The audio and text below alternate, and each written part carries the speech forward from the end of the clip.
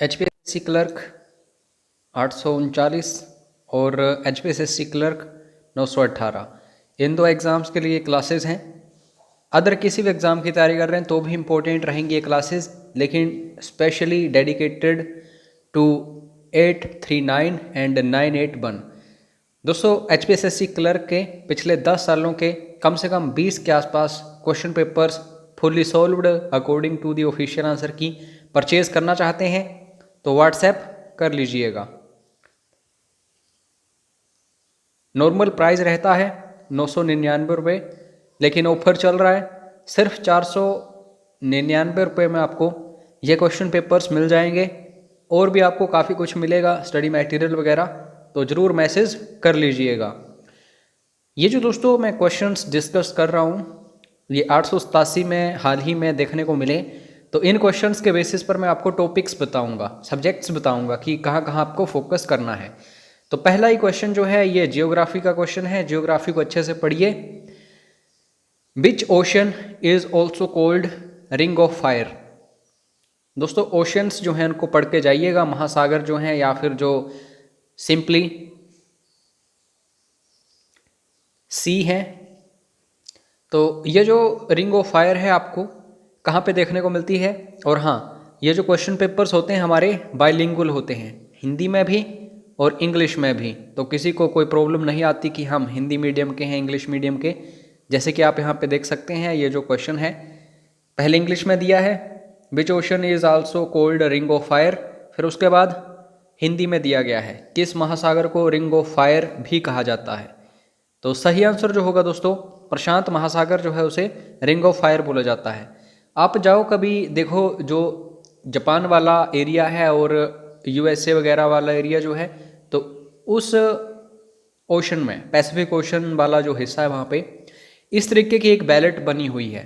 तो ये जो बेल्ट है इसमें काफ़ी सारे भूकंप आते हैं, ज्वालामुखी विस्फोट होते हैं, इसलिए इसको रिंग ऑफ फायर बोलते हैं। तो इस तरीके से देखो ये क्वेश्चन इंपॉर्टेंट है, तो समुद्रों को अच्छे से पढ़ के जाइएगा, जियोग्राफी का इंपॉर्टेंट टॉपिक है ये। Next question, the cold Labrador current brings 9 months winter to. तो बेसिकली ये जो लेब्राडोर है सीधा क्वेश्चन आता है कि किस तरीके की ये हवा है। तो दोस्तों ये कोल्ड करंट है, तो ये याद रख लेना, यहाँ से क्वेश्चंस जरूर बनते हैं। तो बेसिकली जब भी कोल्ड करंट कहीं आएगा तो ऑब्वियसली वहाँ पे सर्दी होगी। तो बोला यही जा रहा है कि ये जो कोल्ड लेब्राडोर करंट है ये कहाँ सर्दी लेके आता है, कौन सी जगह। तो ये जगह जो है ईस्टर्न न्यू फाउंडलैंड है, तो यहाँ पे सी ऑप्शन सही होगा। और आंसर्स जो होंगे ये ऑफिशियल आंसर की अकॉर्डिंग है, फिर भी कोई आपको गड़बड़ लगती है किसी आंसर में तो ज़रूर आप कमेंट करके बताइएगा या फिर मैसेज करके व्हाट्सएप पर। और टॉपिक की बात करूं तो जो करंट्स हैं चाहे कोल्ड करंट हो या फिर हॉट करंट हो, ठंडी जलधारा या फिर गर्म जलधारा, उनको जरूर पढ़िए। एक क्वेश्चन यहाँ से पक्का होता है जियोग्राफी में। The hot desert of the world are generally found near the. तो जो भी गर्म मरुस्थल होते हैं सामान्यतः कहाँ पाए जाते हैं, किस एरिया में पाए जाते हैं, ये आपको पता होना चाहिए। तो सही आंसर जो होगा इसका वो होगा दोस्तों हॉर्स लैटिट्यूड या फिर अश्व अक्षांश। हॉर्स लैटिट्यूड या फिर अश्व अक्षांश होता क्या है आपको ये भी पता होना चाहिए। तो दोस्तों ये सपोज करो हमारी पृथ्वी है, ये भूमध्य रेखा है और आप सभी को पता है 30 डिग्री ऊपर होता है और 30 डिग्री नीचे सब ट्रॉपिकल रीजन है ये। तो ये जो एरिया है पूरा का पूरा इसको हॉर्स लैटिट्यूड बोलते हैं। चाहे कोई भी कंटिनेंट हो, अमेरिकन हो या फिर साउथ अमेरिकन हो, अफ्रीकन हो, यूरोप हो या फिर हमारा एशिया ही क्यों ना हो, ऑस्ट्रेलिया ही क्यों ना हो, इस एरिया में जो भी प्लेस आएगा वहाँ पे आपको मरुस्थल यानी कि डिजर्ट्स देखने को मिल ही जाते हैं। तो सही आंसर जो होगा वो हॉर्स लैटिट्यूड होगा। लॉन्गिट्यूड क्या होते हैं, लैटिट्यूड्स क्या होते हैं, इनको जरूर पढ़ के जाओ, यहाँ से क्वेश्चंस बनते हैं। उसके बाद next question, Lima is the capital of. Lima जो है कैपिटल है किस कंट्री की। तो लीमा जो है दोस्तों पेरू की क्या है, कैपिटल है। और पेरू जो है ये साउथ अमेरिकन कंटिनेंट में है। तो कैपिटल्स, करेंसीज, ये सारी चीज़ें आपको अच्छे से याद रखनी है। इम्पोर्टेंट जो हैं उनको तो आप पढ़िए ही, साथ में जो क्वेश्चंस बने हुए हैं प्रीवियस ईयर एग्जाम्स में, वहाँ जो कैपिटल्स, करेंसीज पूछी गई हैं उनको भी देखिए। पेरू काफ़ी चर्चा में रहता है, पेरू से रिलेटेड काफ़ी सारे क्वेश्चंस बनते हैं। हमीरपुर बोर्ड काफ़ी क्वेश्चंस पूछता है, तो इस तरीके से आपको याद रखना है। लिमा जो है पेरू की क्या है दोस्तों, कैपिटल है। Which country lies entirely in the southern hemisphere. Southern hemisphere क्या है, यह है पृथ्वी, यह है भूमध्य रेखा। तो ये नीचे वाला हिस्सा जो है ये साउदर्न हेमिस्फीयर बन जाएगा, दक्षिणी गोलार्ध, और जो ऊपर वाला है इसे उत्तरी गोलार्ध यानी कि नॉर्दर्न हेमिस्फीयर बोला जाएगा। तो ब्राज़ील कहाँ पे है दोस्तों, ब्राज़ील आपको नॉर्थ वाले हिस्से में मिलेगा। उसके बाद थोड़ा बहुत साउथ में मिल जाएगा, लेकिन यहाँ पे क्वेश्चन पूछा गया है एंटायरली, पूरी तरह। उसके बाद केनिया जो है उसका भी वही हिसाब है। तंजानिया तो आपको पता है ये बिल्कुल ऊपर है, लेकिन ज़ायरे जो है दोस्तों ये आपको साउदर्न हेमिस्फीयर में मिलेगा। और बाकी ये ज़रूर देखिए कि ब्राज़ील जो है ये किस कंटिनेंट में, जैसे साउथ अमेरिकन कंटिनेंट में है, केनिया कहाँ पे है, तंजानिया कहाँ पे है, ज़ायरे कहाँ पे है, ऐसा नॉलेज आपको होना चाहिए। मैप्स जरूर फॉलो करो, जब भी जियोग्राफी पढ़ो तो मैप्स जरूर फॉलो करो। आपकी बुक्स में होते हैं मैप्स, या फिर इंटरनेट के ऊपर देखो, तभी जियोग्राफी आपकी पक्की हो सकती है, अदरवाइज आपको प्रॉब्लम आएगी।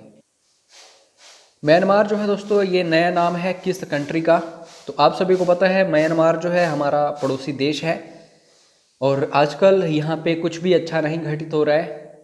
यहाँ पे कॉप हो चुका है, आर्मी जो है उसने तख्ता पलट कर दिया है। तो म्यांमार जो है दोस्तों ये आपको पता होना चाहिए, जो बर्मा है उसका पुराना नाम है, और बर्मा जो है ये अंग्रेज़ों के टाइम से काफ़ी फेमस था। तो यहाँ पे आपको ए ऑप्शन चूज़ करना पड़ेगा। नेक्स्ट क्वेश्चन है which is the greatest archipelago on the globe. Archipelago होता क्या है, बहुत सारे द्वीप होते हैं दोस्तों, उनका समूह होता है। ये इंग्लिश का भी क्वेश्चन बनता है, वन वर्ड सब्स्टिट्यूशन का।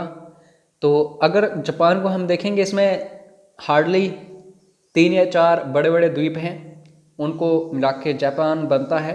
वेस्ट इंडीज़ जो है छोटे छोटे हैं, यहाँ पे भी टापू वगैरह, फिलीपींस में भी काफ़ी सारे हैं, लेकिन जो इंडोनेशिया है इसमें हज़ारों लाखों हैं।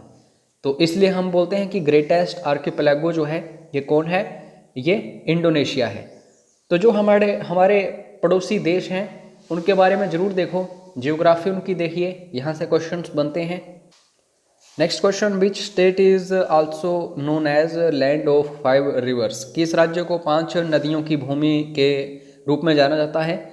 तो सबसे पहली बात, हर एक जो राज्य है जो इंडिया का, उसका नाम कुछ ना कुछ इंडिकेट करता है। जैसे पंजाब जो है पंज कर लो, और जमा आब, इसका मतलब क्या है, पंज मतलब 5 और आब मतलब पानी, तो 5 पानी मतलब 5 नदियाँ।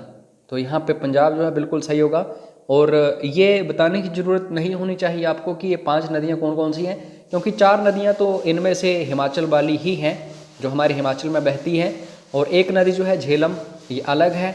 तो इसको आपको अच्छे से पता होना चाहिए इसके बारे में, यहाँ से क्वेश्चंस बन जाते हैं।